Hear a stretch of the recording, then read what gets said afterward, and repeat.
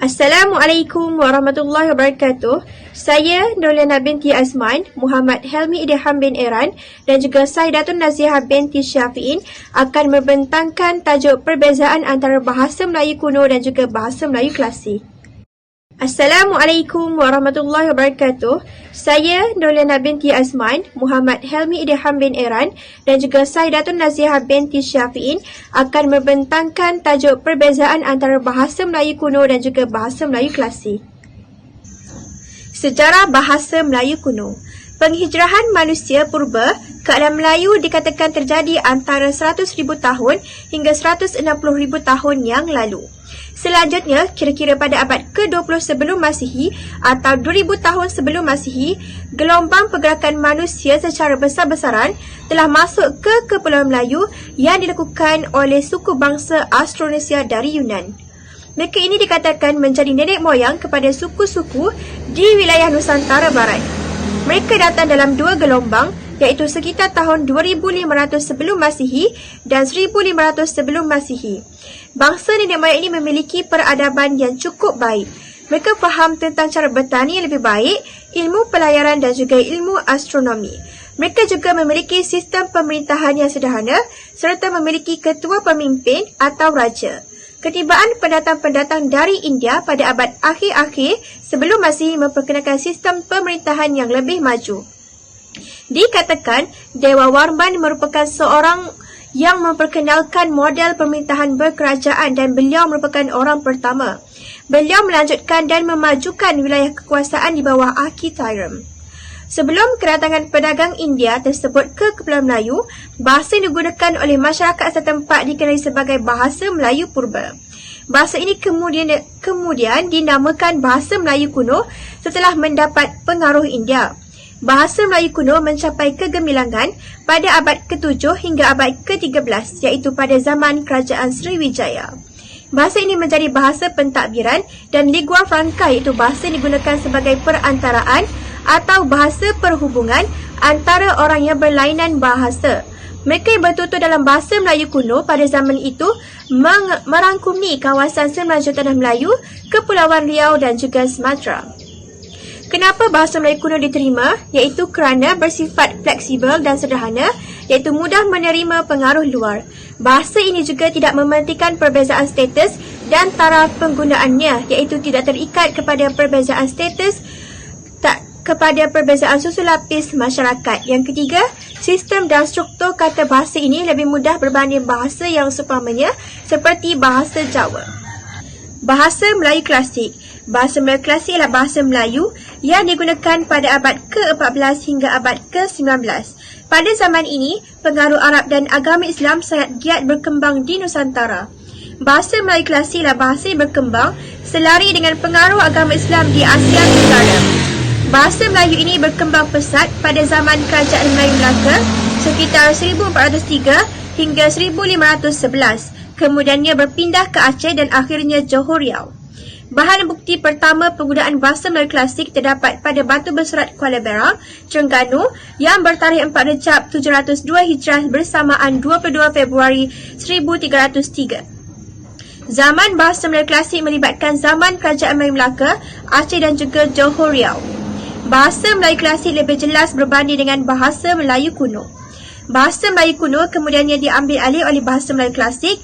Peralihan ini dikaitkan dengan kedatangan dan pengaruh agama Islam yang semakin mantap di Asia Tenggara pada abad ke-13.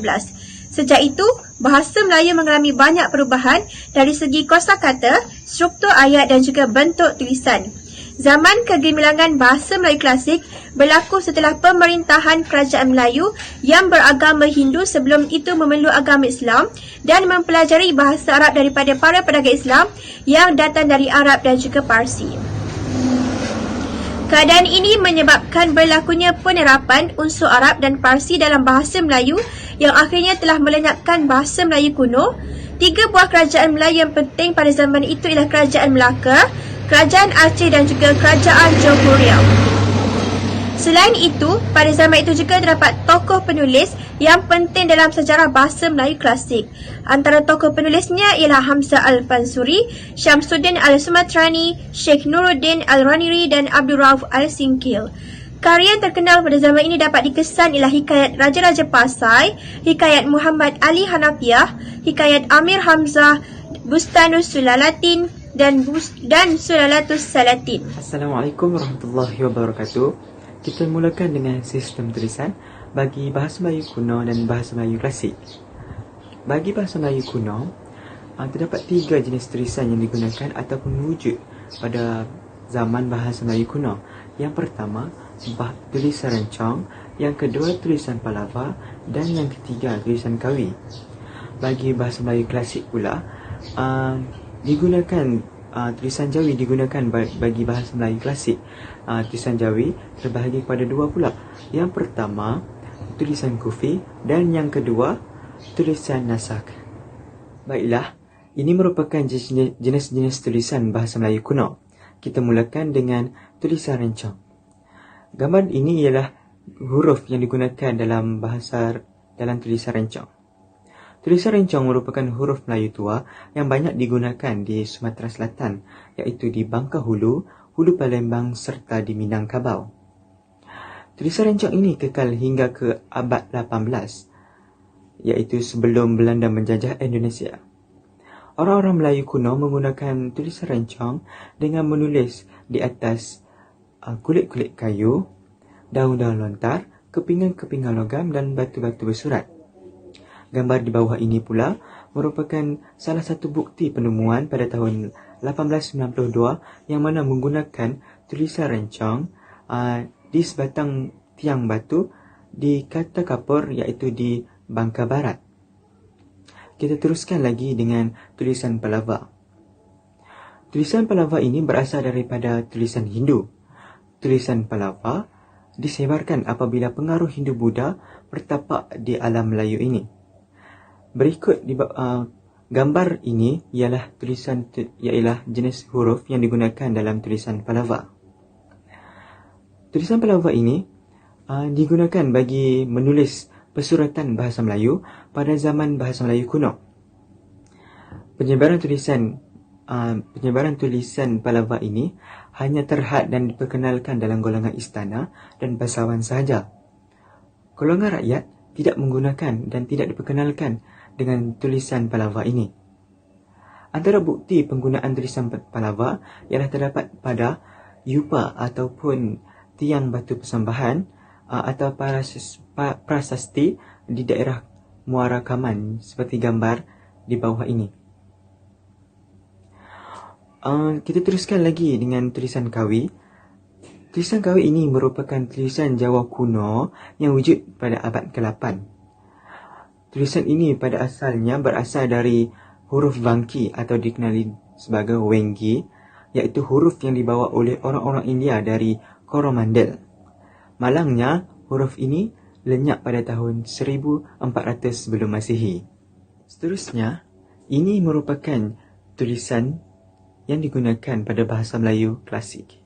Bahasa Melayu klasik menggunakan sistem tulisan Jawi.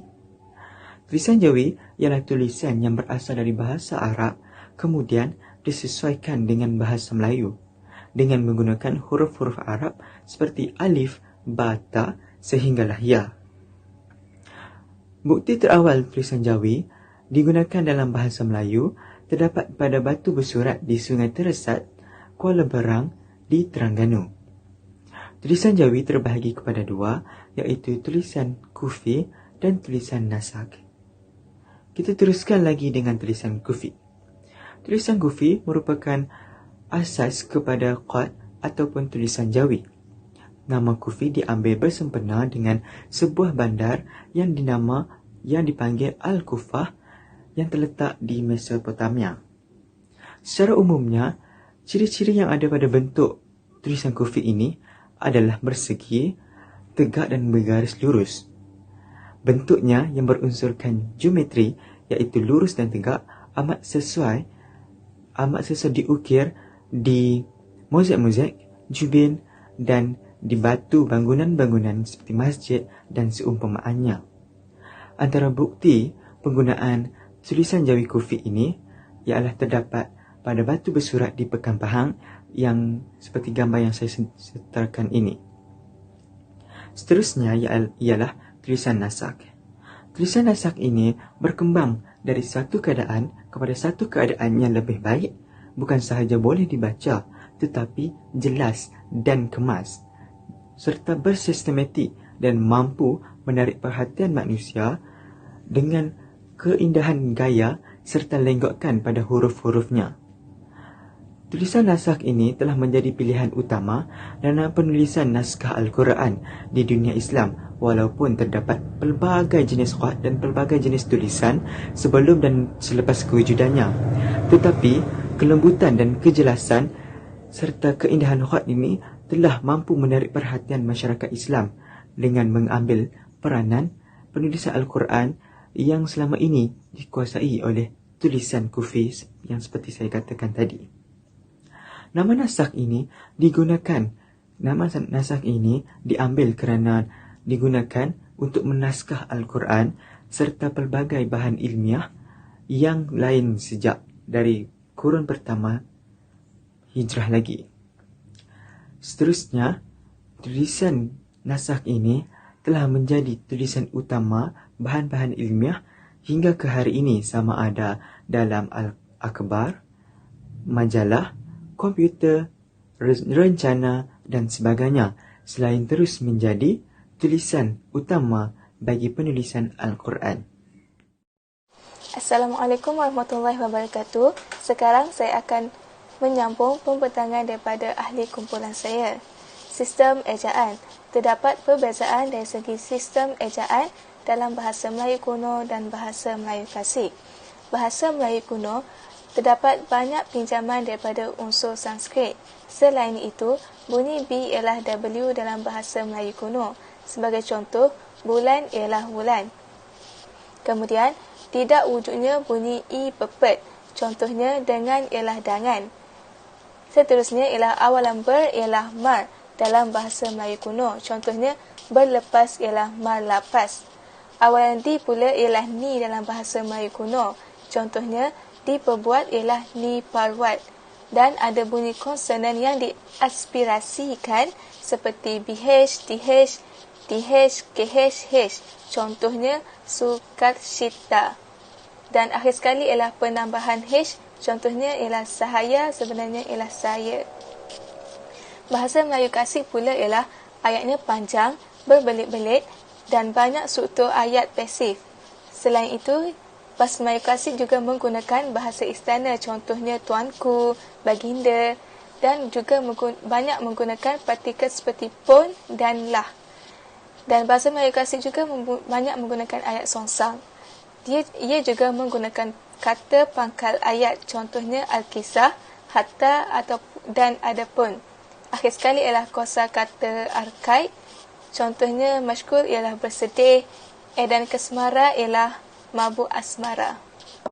Dalam bahasa Melayu kuno, terdapat bahasa Sanskrit yang terserat dalam bahasa Melayu. Antara contoh-contoh perkataan tersebut ialah bahasa Sanskrit dosa, bahasa Melayu juga dosa, bahasa Sanskrit duka, bahasa Melayu duka, bahasa Sanskrit deva, bahasa Melayu ialah dewa, bahasa Sanskrit rupa dan bahasa Melayu juga tetap rupa, dan bahasa Sanskrit sansara, bahasa Melayu sengsara. Perkaitan antara bahasa Melayu kuno dengan bahasa Melayu moden dapat dilihat dari segi perkataan-perkataan bahasa Melayu kuno yang masih kekal terdapat dalam pembendaharaan kata bahasa Melayu pada hari ini.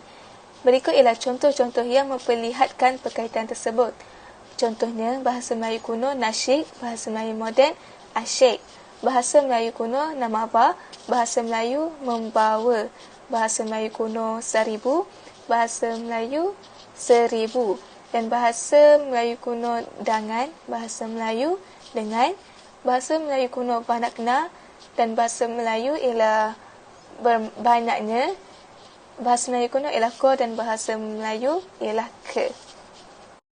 Terdapat beberapa contoh ejaan dalam bahasa Melayu klasik.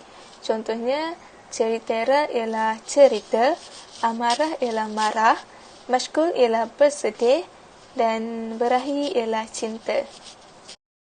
Sebagai kesimpulan, bahasa Melayu kuno dan juga bahasa Melayu klasik merupakan permulaan bahasa yang kita guna sehingga sekarang. Oleh itu, ia merupakan sejarah yang tidak boleh kita lupakan dan kita mestilah memahami persamaan dan perbezaan kedua-duanya agar tidak tertukar fakta dan juga sejarahnya. Namun, bahasa Melayu klasik telah membawa satu lembaran baru terhadap bahasa Melayu kerana zaman kegemilangannya telah menghasilkan satu ketamadunan umat yang cintakan ilmu dan rasa bertanggungjawab untuk mewarisinya pada zaman berzaman melalui tinggalan hasil masyhur yang tidak ternilai seperti teks hikayat Raja Pasai. Sekian, terima kasih.